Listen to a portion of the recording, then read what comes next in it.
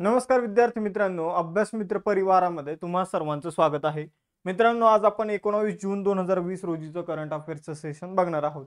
जे मुलं डेली ही series follow करतात त्यांनी लेक्चरला लाईक करा, चॅनलला सबस्क्राईब करून ठेवा, म्हणजे तुम्हाला डेली या लेक्चरचे नोटिफिकेशन जे आहे ते मिळत जातील. ठीक आहे, मग सुरुवात करूया आपण 19 जून रोजीच्या करंट अफेअर्सला. तर इथं पहिला क्वेश्चन जो आहे तो तुमच्या समोर येत आहे. फूड प्लॅनेट प्राइज 2025 कोणाला प्रदान करण्यात आलेला आहे? तर आपण जर बघितलं, एक स्वीडनची कंपनी आहे नायट्रोकॅप्ट. तर नायट्रोकॅप्ट नावाची कंपनी आहे, तिला फूड प्लॅनेट प्राइज 2025 देण्यात आलेला आहे. तर आपण जर बघितलं तर अन्न जगाला मिळण्यासाठी जे लोक प्रयत्न करतात त्यांना एक पुरस्कार दिला जातो, फूड प्लॅनेट प्राइज. म्हणजे याविषयी अधिक आपण जाणून घेणारच आहोत. पण हा जो पुरस्कार आहे तो एका स्वीडनच्या कंपनीला मिळालेला आहे, नायट्रोकॅप्ट.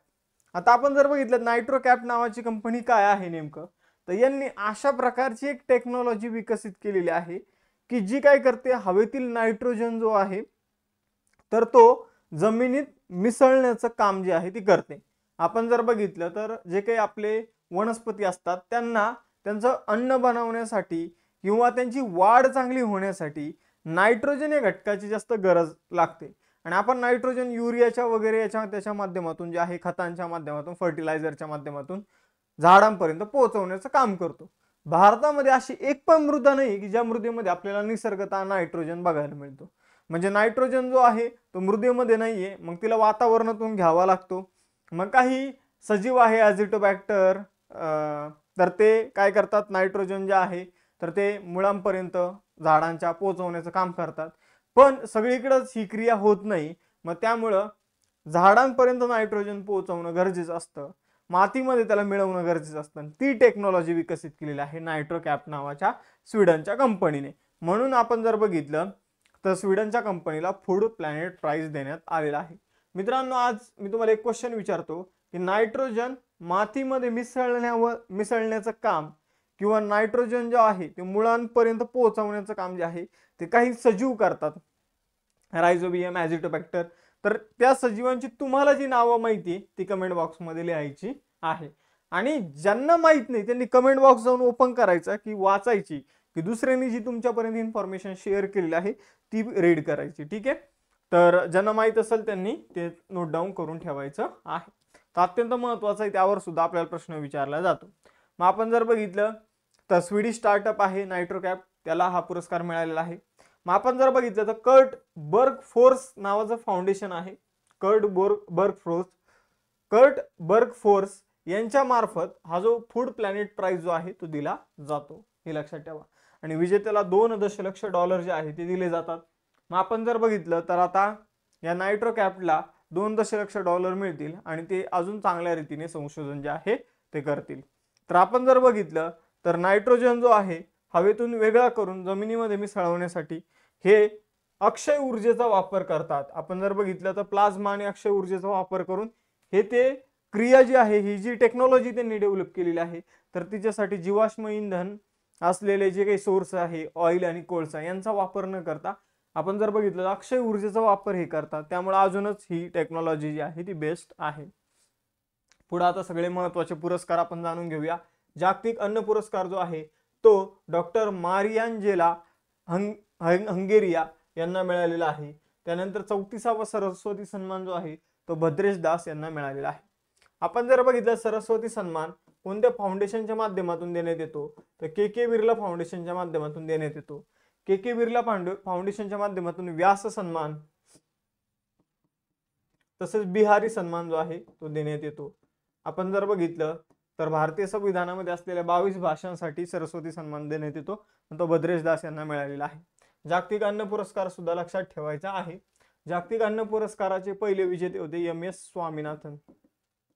स्वामीनाथन हे पहिले विजेते होते. एबेल पुरस्कार जर बघितलं तर याला गणित क्षेत्रातील नोबेल पुरस्कार म्हटला तर हमासाकी काशिवारा यांना मिळालेला आहे. त्यानंतर संगीत कलानिधी पुरस्कार RK श्रीराम कुमार यांना मिळाला. स्टॉकहोम वॉटर प्राइज याला वॉटर नोबेल म्हटलं तर जो गुंटेर ब्लाशेल यांना मिळालेला आहे. 59वा ज्ञानपीठ पुरस्कार आपण जर बघितलं तर भारतातला साहित्य क्षेत्रातला सर्वात मोठा पुरस्कार आहे ज्ञानपीठ पुरस्कार, जो विनोद कुमार शुक्ला यांना मिळालेला आहे 59वा.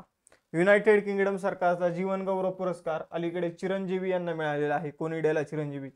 प्रवाह आणि सारथी इनिशिएटिव्हसाठी डिजिटल ट्रान्सफॉर्मेशन अवॉर्ड जो आहे तो RBI ला मिळाला. नॉर्वेचा हॉलबर्ग प्राइज जे आहे ते गायत्री चक्रवर्ती स्पिवॉक यांना मिळालं. एंजेला स्वामी या मिसेस युनिव्हर्स 2025 ठरलेले आहे. लग्न झालेल्या महिलांची स्पर्धा असते मिसेस युनिव्हर्स सौंदर्याची स्पर्धा असते, तर ती जिंकलेली आहे एंजेला स्वामी यांनी. महाराष्ट्र भूषण पुरस्कार मिळवलेला आहे राम सुतार प्रसिद्ध मूर्तिकार यांनी. पुढे जाऊया. जागतिक वारा दिवस 2025 जो आहे, ग्लोबल विंड डे जो आहे, तर तो कधी सेलिब्रेट करण्यात आलेला आहे? तर 15 जूनला जागतिक वारा दिवस जो आहे तो सेलिब्रेट करण्यात आलेला आहे. तर आपण जर बघितलं तर पवन ऊर्जेचे महत्व आणि पवन ऊर्जेची क्षमता याबाबतच्या जे काही माहिती आहे ती लोकांपर्यंत पोहोचवण्यासाठी हा दिवस सेलिब्रेट केला जातो. तर पवन ऊर्जेचे महत्व आणि त्याच्या क्षमतेबाबत जागरूकता पसरवणे हा या दिवसाचा उद्देश आहे. 15 जून रोजी हा उद्देश साजरा केला जातो. पवन ऊर्जा ही एक स्वच्छ ऊर्जा आहे, अक्षय ऊर्जा आहे आणि शाश्वत ऊर्जा आहे.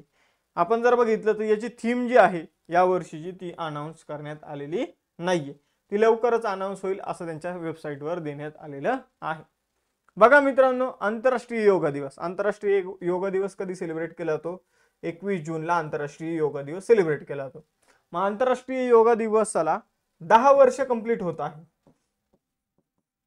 10 वर्ष पूर्ण होत आहे.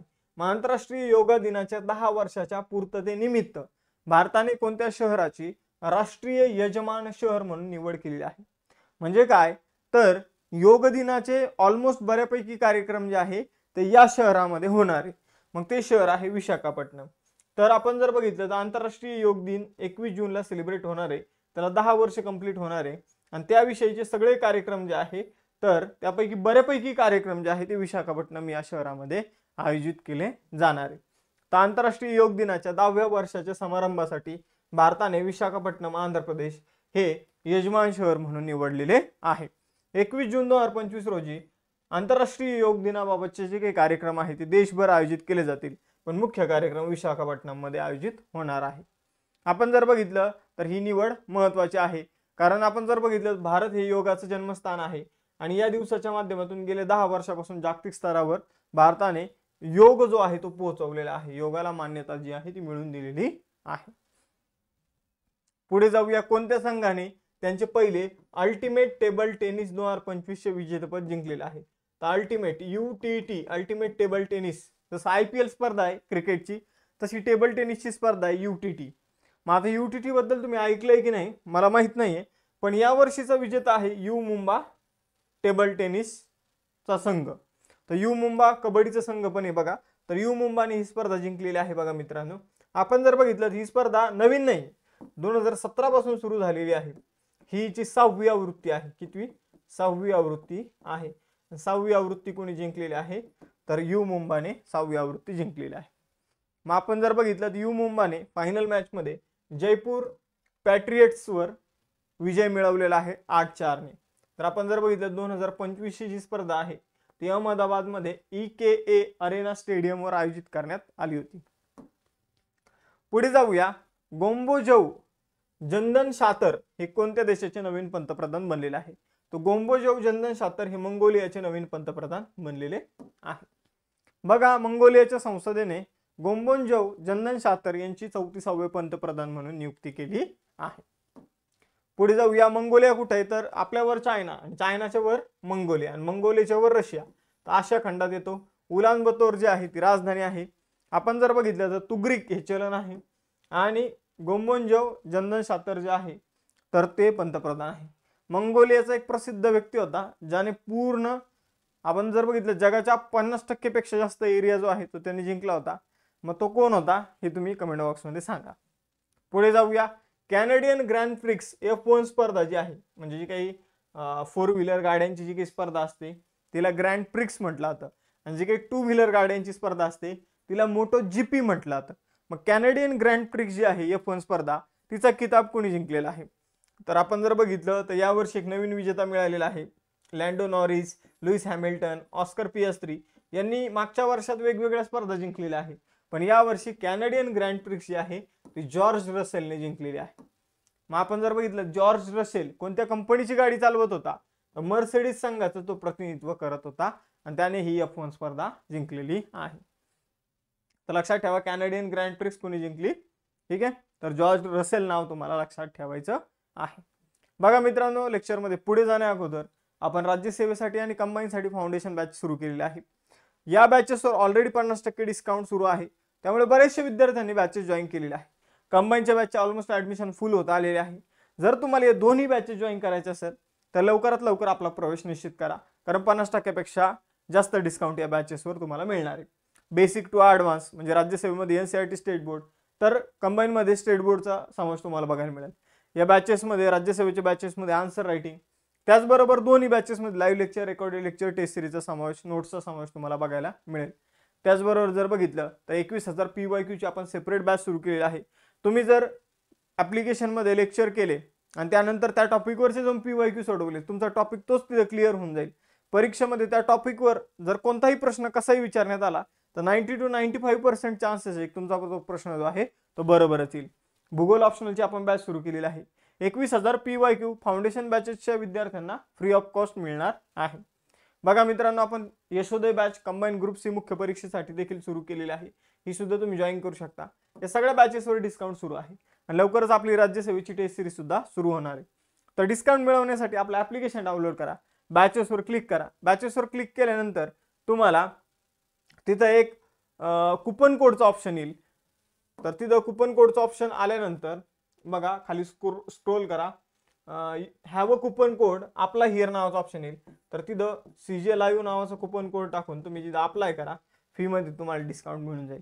आपल्या बॅचचं वैशिष्ट्य म्हणजे एक फिक्स टाइम टेबल दिला जातो. रेकॉर्डेड लेक्चर तर उपलब्ध करून दिले जातात, पण लाईव्ह लेक्चरचा टाइम टेबल असतो. लाईव्ह लेक्चर होतात, नंतर त्याचं रेकॉर्डिंग देखील तुम्हाला उपलब्ध करून दिलं जातं. या नोट्स तुम्हाला बॅचेसमध्ये उपलब्ध करून दिल्या जाईल. यासाठी तुम्हाला अभ्याससुंदर ॲप्लिकेशन डाउनलोड करायचं आहे. पुढे जाऊया आता. जून 2025 मध्ये कोणत्या वरिष्ठ भारतीय अधिकाऱ्याने G20 शेर्पा पदाचा राजीनामा देऊन त्यांची 45 वर्षाची प्रशासकीय कारकीर्द संपवलेली आहे? तर बघा, G20 शेर्पा नेमकं काय असतं हे पद समजून घेऊया.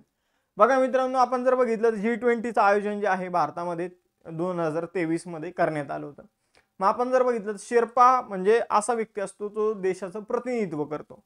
एखाद्या ठिकाणी, एखाद्या परिषदेमध्ये, एखाद्या आता G20 परिषद जी आहे त्यामध्ये भारताचं प्रतिनिधित्व कोणी केलं तर आपले शेर्पांनी केलं. मग आपले शेर्पा कोण होते? तर अमिताभ कांत हे भारताचे शेर्पा होते. तर अमिताभ कांत यांच्याकडे G20चं शेर्पा पद होतं आणि त्याचा त्यांनी राजीनामा दिलेला आहे आणि 45 वर्षाची त्यांची प्रशासकीय कारकीर्द जी आहे ती संपवलेली आहे. अमिताभ कांत यांच्यावर प्रश्न येऊ शकतो. यांनी नीती आयोगाचं CEO मुख्य कार्यकारी अधिकारी म्हणून देखील काम केलेलं आहे. तर नीती आयोगामध्ये यांनी मुख्य कार्यकारी अधिकारी म्हणून काम केलेले, लक्षात ठेवा. G20चं शेर्पा म्हणून सुद्धा यांनी काम केलेलं आहे. शेर्पा म्हणजे एखाद्या ठिकाणी प्रतिनिधित्व करणारा व्यक्ती. आपण जर बघितलं तर 45 वर्षांची यांची प्रशासकीय कारकीर्द जी आहे ती आता समाप्त झालेली आहे. जुलै 2022 मध्ये जर बघितलं त्यांची शेर्पा म्हणून नियुक्ती करण्यात आली होती. 3 वर्षे हे G20 चे शेर्पा भारताच्या तर्फे राहिलेले आहे. पुढे जाऊया. 2025 मध्ये वाळवंटीकरण आणि दुष्काळाशी लढण्यासाठी जागतिक दिन कधी साजरा केला जातो? 2025 मध्ये 17 जूनला वाळवंटीकरण आणि दुष्काळासोबत लढा देण्यासाठी 17 जूनला जागतिक दिन जो आहे तो सेलिब्रेट केला जातो. मग आपण जर बघितलं तर या दिवशी काय केलं जातं तर वाळवंटीकरणाचा प्रसार कशा प्रकारे होतो, दुष्काळ का पडतो याबाबत लोकांना समजवलं जातं, याबाबत लोकांना जागरूक केलं जातं. आणि या वर्षीची थीम आहे restore the land, unlock the opportunities. पुढे जाऊया. जून 2025 मध्ये भारत सरकारने सुरू केलेल्या आतापर्यंतच्या सर्वात मोठ्या आदिवासी सक्षमीकरण मोहिमेचं नाव काय आहे? तर आदिवासी बांधवांना सरकारी योजनांबाबत माहिती मिळत नाही. बरेचसे माहिती जी आहे किंवा लाभ जे आहे ते आदिवासी बांधवांपर्यंत पोहोचत नाही. काही अधिकारी मधल्यामध्येच काय करतात तर जो काही लाभ आहे तो स्वतःच घेतात. ठीक आहे, हे तर तुम्हालाही मलाही माहिती आहे. पण आता ते जे लाभ आहे ते खऱ्या अर्थाने ज्यांच्यासाठी ती योजना सुरू केलेल्या आहेत त्यांच्यापर्यंत पोहोचवण्यासाठी धरती आबा सार्वजनिक सहभाग मोहीम, ज्याला धरती आबा जनभागीदारी अभियान असं म्हटलं जाणार आहे. आणि हे जे अभियान आहे तर ते अलीकडे सुरू करण्यात आलेले आहे. 15 दिवसाचं हे अभियान असणार आहे. 15 जून 2025 पासून सुरू झालेलं आहे. आणि या अभियानाचा उद्देश सगळ्या जे काही कल्याणकारी योजना ज्या आहे, सरकारी योजना ज्या आहे, सरकारी कार्यक्रम जे आहे ते आदिवासी बांधवांपर्यंत सोपवणे ही आहे. धरती आबा जनसहभाग मोहीम तुम्हाला लक्षात ठेवायची आहे. पुढे जाऊया ITF. ITF म्हणजे इंटरनॅशनल टेनिस फेडरेशन. महिला टेनिस स्पर्धा 2025च्या दुहेरीचं विजेतेपद कोणी जिंकलेलं आहे? तर भारताची अंकिता रैना आणि एलिसा रोबे जी फ्रान्सची आहे, तर यांनी महिला दुहेरी म्हणजे काय, तर या साईडने टेनिस 2 महिला खेळणार, समोरच्या साईडने टेनिस 2 महिला खेळणार. तर मग टेनिस दुहेरीची इंटरनॅशनल टेनिस फेडरेशनची जी काही स्पर्धा आहे ती अंकिता रैना आणि एलिसा रोबे यांनी जिंकलेली आहे. ही स्पर्धा पोर्तुगालमध्ये गुइमारेस या ठिकाणी आयोजित करण्यात आली होती. बघा लक्षात ठेवायचे. पुढे जाऊया. जून 2025 मध्ये उत्तर कोरियामध्ये भारताचे राजदूत म्हणून कुणाची पुन्हा नियुक्ती करण्यात आली आहे? बघा उत्तर कोरियामध्ये इतके दिवस जे काही राजदूत वगैरे होते ते कोविड पासून सगळं बंद करण्यात आलं होतं. म्हणजे तिथं ना आता कोणत्या देशांचे राजदूत होते ना आता पर्यटकांना जाण्यास परमिशन होती.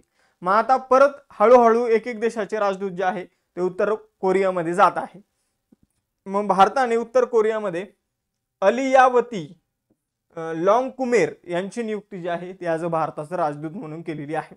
अलियावती लॉन्गकुमेर जे आहे ती या अगोदरही उत्तर कोरियामध्ये भारताचं राजदूत म्हणून त्यांनी काम केलेलं आहे आणि आता त्यांची पुन्हा नियुक्ती करण्यात आलेली आहे. 1996च्या बॅचचे IFS अधिकारी आहे, इंडियन फॉरेन सर्व्हिसेसचे ते अधिकारी आहे.